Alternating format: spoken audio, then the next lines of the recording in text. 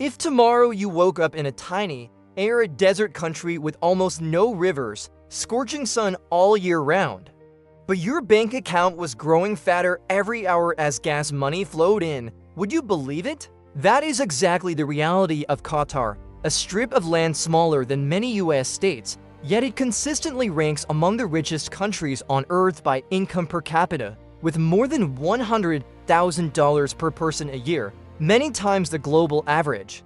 How can a place that seems to have nothing but sand and rocks be rich to the point of feeling unreal?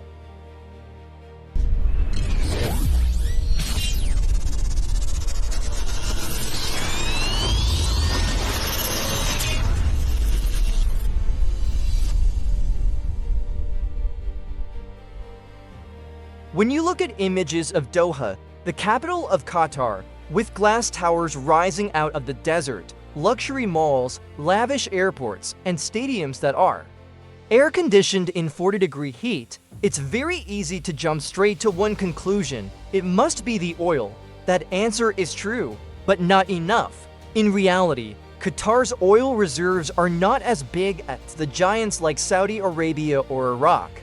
What has turned Qatar into a money-printing machine of the 21st century is not primarily oil, but natural gas, specifically liquefied natural gas, LNG, combined with a series of highly unusual decisions about politics, economics, and population strategy. To understand why Qatar is so rich it almost feels unreal, you have to step back a bit and return to a time when this land showed no sign of becoming the world's energy hub. The story starts with a tiny, poor emirate living off pearl diving, then hits a turning point with the discovery of a colossal resource under the seabed.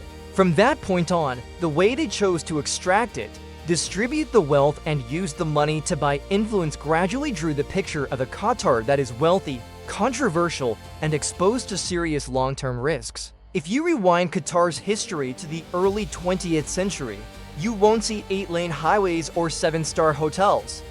Back then, Qatar was just a small community scattered along the Gulf Coast, relying mainly on three things: fishing, small-scale trade, and, most importantly, pearl diving. Men in Qatar would spend months at sea on wooden boats, diving to the seabed with no oxygen tanks, only their own breath, to search for precious pearls. Life depended entirely on nature, full of uncertainty, and people endured constant hardship. Disaster struck in the early 20th century when Japan developed the technique of cultured pearls. Farmed pearls were cheaper, more plentiful, and easier to control. The market for natural Gulf pearls collapsed in just a few decades. On top of that came the global economic crisis, pushing the whole region into poverty. At that time, Qatar was no different from countless other poor coastal areas: scorching heat, arid land, few obvious surface resources, a small population, and a fragile economy. If history had stopped there, the name Qatar would probably mean very little to most people today. The first turning point came when oil was discovered in the mid-20th century. Like many other Gulf chiefdoms, Qatar signed concession agreements with international oil companies and began to earn significant revenues. Incomes rose, new houses were built, and infrastructure slowly improved. Even so, Qatar still wasn't an oil superstar. Its oil reserves could not compare with Saudi Arabia or Kuwait. Oil made Qatar better off, but not enough to turn it into one of the richest countries in the world. The real protagonist of this story, the thing that ushered Qatar into its age of money, lies deep under the sea, a gigantic natural gas field called North Field. It was discovered in 1971, the same year Qatar became independent, and only later did people gradually realize its scale: more than 6,000 square kilometers. About half the country's land area, containing a very large share of the world's known conventional gas reserves. With such a gas field, Qatar suddenly became one of the countries holding a key to the future of global energy. Yet in the 1970s and 1980s, gas was not the star it is today. Shipping gas by pipeline only makes economic sense over relatively short distances. To send gas far away, You have to liquefy it at extremely low temperatures and transport it on special tankers, a very expensive, complex technology requiring colossal investments and long-term sales contracts to pay off. In other words, owning gas is one thing, turning it into a steady flow of money for an entire nation is a completely different challenge. This is when Qatar made one of the most important decisions in its history, to take a huge bet on LNG, liquefied natural gas. From the late 1980s and especially through the 1990s, Qatar began building liquefaction plants, export terminals, tanker fleets, and a web of long-term contracts with customers in Asia and Europe. In many observers' eyes at the time, this was a gamble. The investment costs were enormous, the future market uncertain, and Qatar was still a small, relatively unknown country on the world stage. Time has shown that gamble to be one of the most successful deals in modern economic history. As many countries started shifting from coal to gas to reduce pollution and emissions, demand for LNG surged. After the Fukushima nuclear disaster in 2011, some countries shut down parts of their nuclear capacity, further driving up gas demand. Every geopolitical shock, from Russia-Ukraine tensions to conflicts in the Middle East, pushed energy prices higher, and Qatar, with its web of long-term LNG supply contracts, suddenly looked like a gas bank that many nations had no choice but to rely on. Today, Qatar is one of the world's leading LNG exporters and is accelerating to hold that position. Expansion projects at North Field are set to increase LNG capacity from around 77 million tons per year to over 100 million tons in the coming years. Put simply, for many years to come, every time Europe or Asia turns on the air conditioning, the heating, or runs factories on gas, a slice of that money will flow back to Doha. However, that massive money stream only tells half the story of this unbelievable wealth. The other half lies in a simple fact: Qatar has very few people to share the money with. While many resource-rich countries have tens or hundreds of millions of citizens, Qatar's population is only a few million, and real Qatari citizens number only in the hundreds of thousands. Most people living in Qatar are foreigners, migrant workers, and expatriate professionals. That means when you calculate oil and gas revenue per capita, the on-paper figure becomes extraordinarily high. And if you look only at Qatari citizens, the level of wealth becomes even more unreal. This combination of huge money flow and tiny population has pushed Qatar's GDP per capita into the global top tier, with many estimates putting it above $110,000 to $120,000 in purchasing power parity, roughly 4 to 5 times the world average. From the perspective of a typical Qatari citizen, this shows up as a welfare system many countries can only dream of: free education, virtually free healthcare, subsidized utilities, high salaries in the public sector, and a wide range of other government benefits. But saying Qatar is rich because it has few people is still not enough. There are other countries with small populations and abundant resources that have not reached this level of wealth and stability. The key difference lies in how Qatar manages its money. Instead of simply spending all the revenues from oil and gas, Qatar built up a mechanism for saving very early on, in the form of a sovereign wealth fund, the Qatar Investment Authority (QIA). For more than 2 decades, the surplus from energy exports has been poured into this fund, then used to buy stakes in major companies, real estate, infrastructure, and assets around the globe. By the mid-2020s, QIA was managing an estimated hundreds of billions of dollars in assets. Qatar's money is no longer just sitting under the seabed as gas. It has been transformed into office towers, shopping centers, stadiums, tech companies, and banks in London, Paris, New York, and Tokyo. Every time people shop, use services, or watch football in those places, a slice of the profits may well be flowing back to Doha. If you've heard of Paris Saint-Germain, the star-studded club in League One, or read about mega deals to acquire malls, luxury hotels, or landmark buildings in London, there's a good chance you've already met Qatari money. This is the second unbelievable layer. Qatar isn't just rich from selling gas. It uses a cash to buy soft power in the West through sports, real estate, finance, and technology.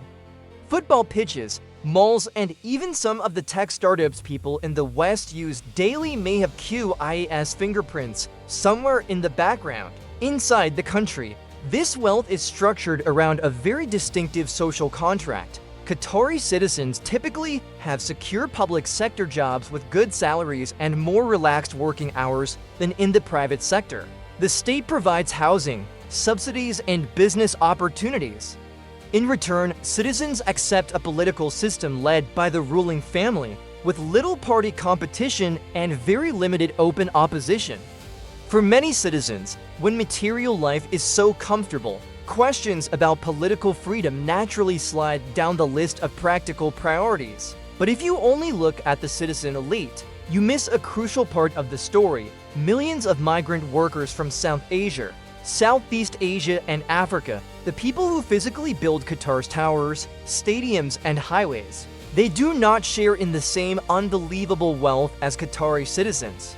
On the contrary, many live in cramped conditions, work in extremely harsh environments, and face strict controls over documents, movement, and employer changes.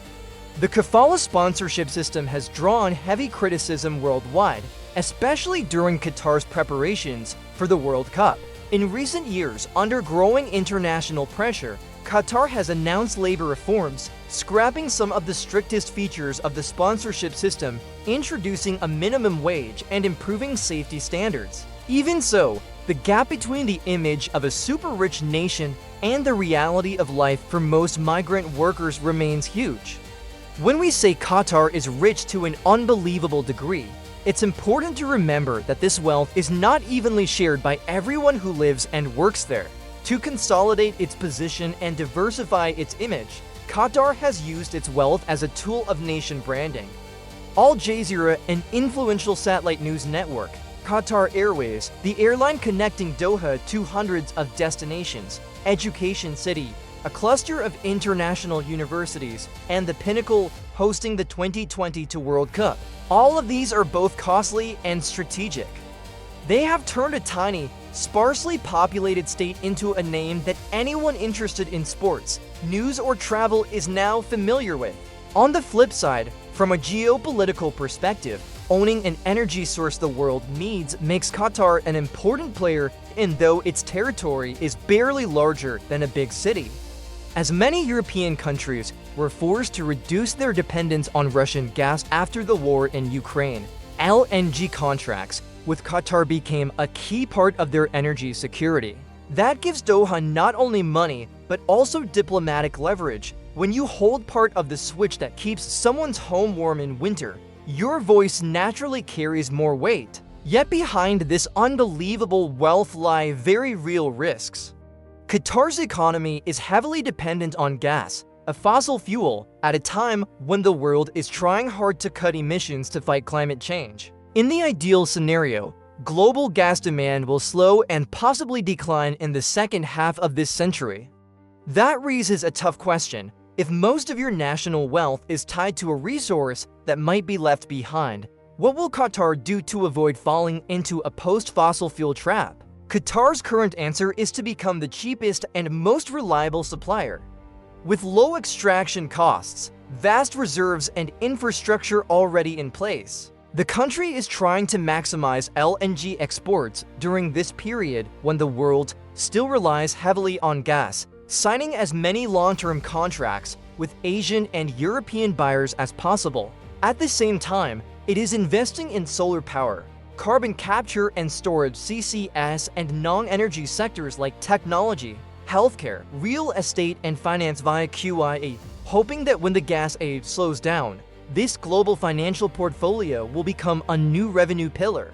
The problem is that Qatar is not alone in the LNG game. The United States, Australia, and other exporters are also ramping up capacity, and many analysts warn of a potential LNG glut by the end of this decade. If that happens, gas prices could fall and high-cost producers may be pushed out of the market. Qatar believes its low costs will keep it competitive, but the pace of its unbelievable wealth may no longer accelerate as before. That is why it is expanding QIA and hunting for bigger, deeper investments in the US, Europe, and Asia. From a social perspective, such rapid prosperity also brings profound changes to how people live and see the world. In just a few generations, Qatar has gone from tents and wooden boats to luxury apartments, supercars, and air-conditioned malls. This rapid shift raises questions about cultural identity and how to preserve tradition in a hyper-urbanized, globalized environment. It also raises questions about what young people expect, having grown up in abundance. What role will they want to play in a system where the state and ruling family hold so much power? The story of Qatar is a striking example of how resources, geography, and political choices can combine to create a level of wealth that feels beyond imagination. But it is also a reminder that every success story has a shadow: marginalized migrant labor, dependence on fossil fuels in an age of climate change, and difficult long-term questions about sustainability.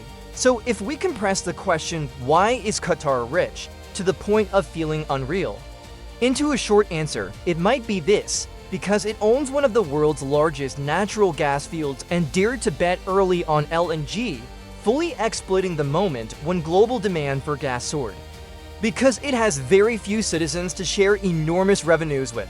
Because it has been able to turn energy money into assets and influence across the globe through a massive sovereign wealth fund.